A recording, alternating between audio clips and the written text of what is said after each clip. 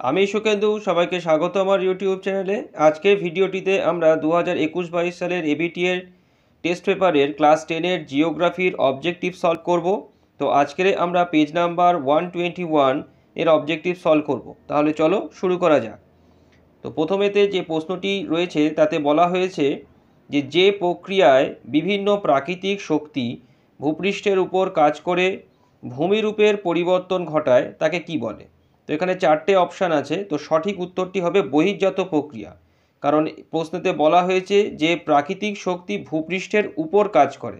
তো ভূপৃষ্ঠের উপরে কাজ করলে সেটা হবে কি না বহির্জাত প্রক্রিয়া। তো এই প্রশ্নের সঠিক উত্তর হবে বহির্জাত প্রক্রিয়া। এর পরের প্রশ্নে বলছে ক্যানিয়ন আই আকৃতির হওয়ার প্রধান কারণ হলো।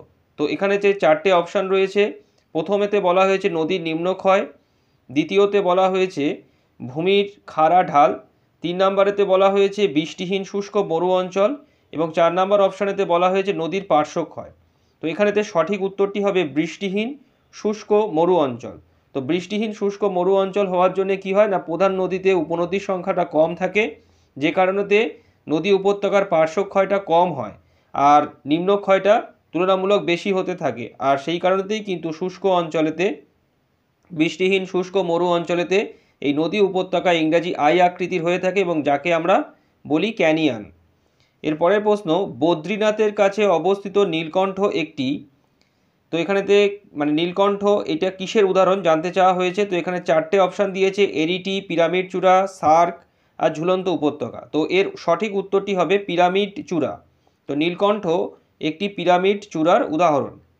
তারপরের প্রশ্ন তরবারির ন্যায় বালির শৈলশিরাকে কি বলে। তো এখানেতে চারটে অপশান রয়েছে। প্রথম অপশানে রয়েছে বারখান, দ্বিতীয়তে বলছে একলে, 3 নম্বরে সিফ এবং 4 নম্বরে আছে দ্রিয়ান। তো এখানেতে সঠিক উত্তরটি হবে সিফ। সিফ বালিয়াড়িগুলোকে দেখতে হয় কীরকম না তরবারির ন্যায় দেখতে হয়ে থাকে। তো এখানে সঠিক উত্তরটি হবে সিফ।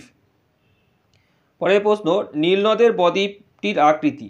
তো এখানেতে চারটে অপশান রয়েছে। প্রথমে বলছে ধনুক আকৃতি, তারপরে খাঁড়িও, তারপরেরটাতে করাতের দাঁতের মতো এবং লাস্টে রয়েছে কোনোটিই নয়।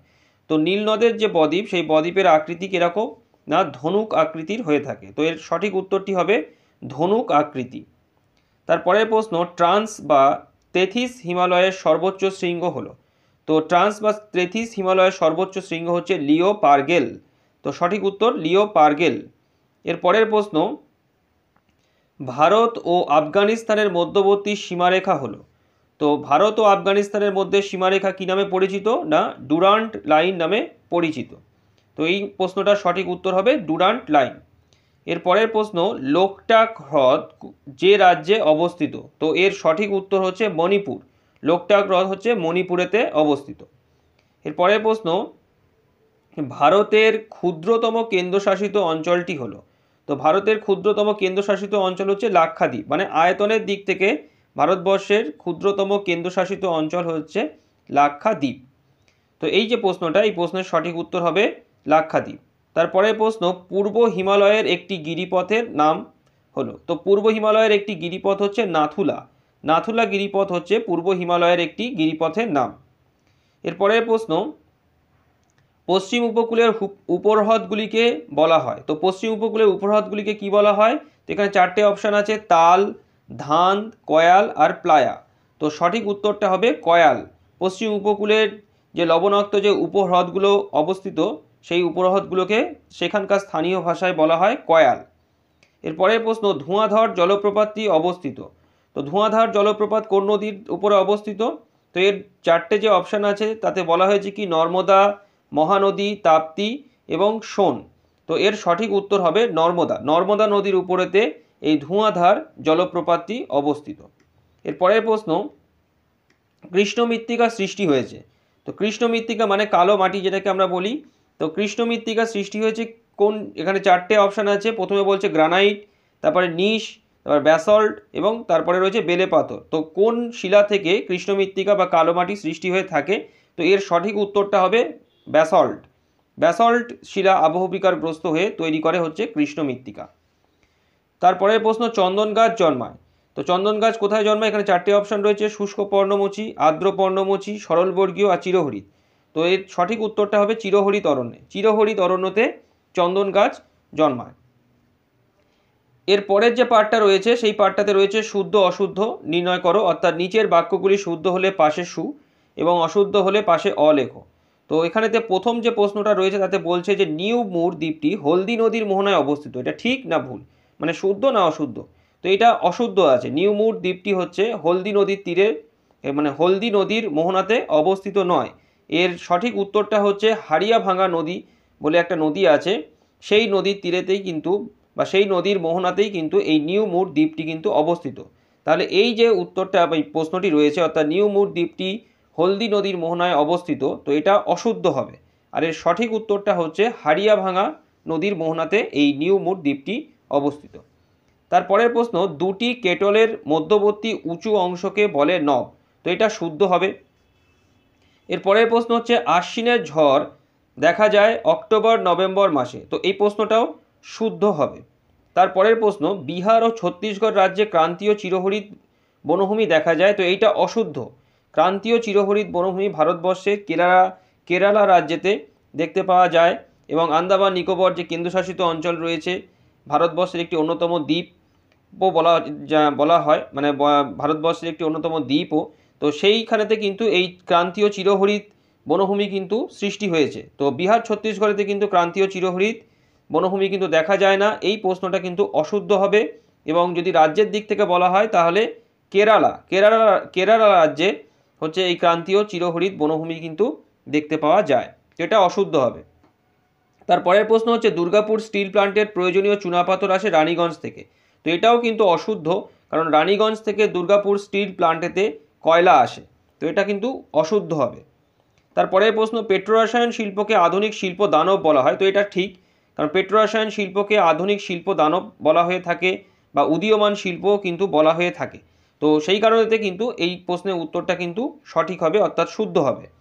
তারপরেতে নাম্মা মেট্রো হায়দ্রাবাদে দেখা যায়। তো এটা কিন্তু অশুদ্ধ, কারণ নাম্মা মেট্রো কিন্তু বেঙ্গালুরু শহরেতে কিন্তু দেখা যায়, মানে রয়েছে। নাম্মা মেট্রো কিন্তু বেঙ্গালুরু শহরেতে কিন্তু অবস্থিত। তো এই প্রশ্নের উত্তরটা কিন্তু হবে অশুদ্ধ। আর এই প্রশ্নের সঠিক যে উত্তরটা সেটা হবে বেঙ্গালুরু শহর। তো নাম্মা মেট্রো বেঙ্গালুরু শহরে দেখতে পাওয়া যায়, হায়দ্রাবাদে নয়। তো সেই জন্য এইটা কিন্তু অশুদ্ধ হবে। এর পরেতে রয়েছে শূন্যস্থান পূরণ। তো প্রথমেতে যেটি রয়েছে সেটা হচ্ছে কি না, দুটি নদীর মধ্যবর্তী উচ্চভূমিকে বলা হয়। তো দুটি নদীর মধ্যবর্তী উচ্চভূমিকে কি বলা হয় না, জলবিভাজিকা বলা হয়। তো এখানেতে হবে জলবিভাজিকা। এর পরের প্রশ্ন, গ্রাবরেখায় গঠিত আঁকাবাঁকা সংকীর্ণ উচ্চভূমিকে কি বলে? তো এর উত্তরটা হবে এসকার। তো গ্রাবরেখায় গঠিত আঁকাবাঁকা সংকীর্ণ উচ্চভূমিকে বলা হয় এসকার। এরপরের প্রশ্ন, হিমশিরিতে সৃষ্ট হ্রদগুলিকে বলা হয় ড্যাশ হ্রদ। তো এর উত্তরটা হবে প্যাটার্নস্টার হ্রদ বলা হয়।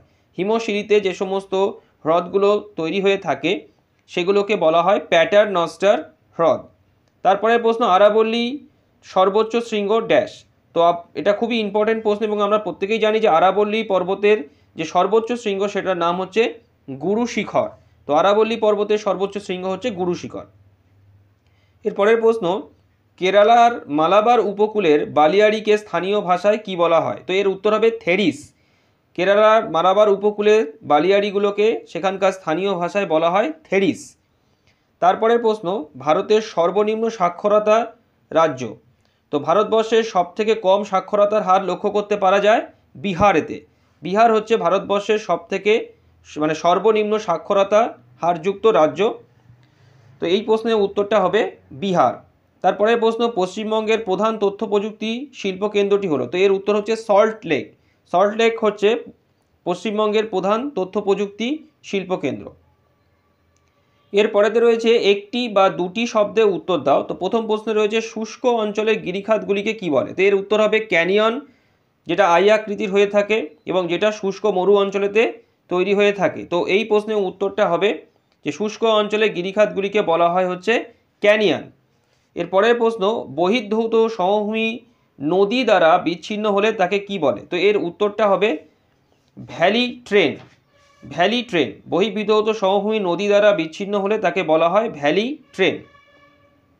তারপরের প্রশ্ন, ভারতে কত বছর অন্তর জনগণনা করা হয়? তো ভারতবর্ষে প্রতি 10 বছর অন্তর অন্তর জনগণনা বা সেন্সাসের কাজ হয়ে থাকে।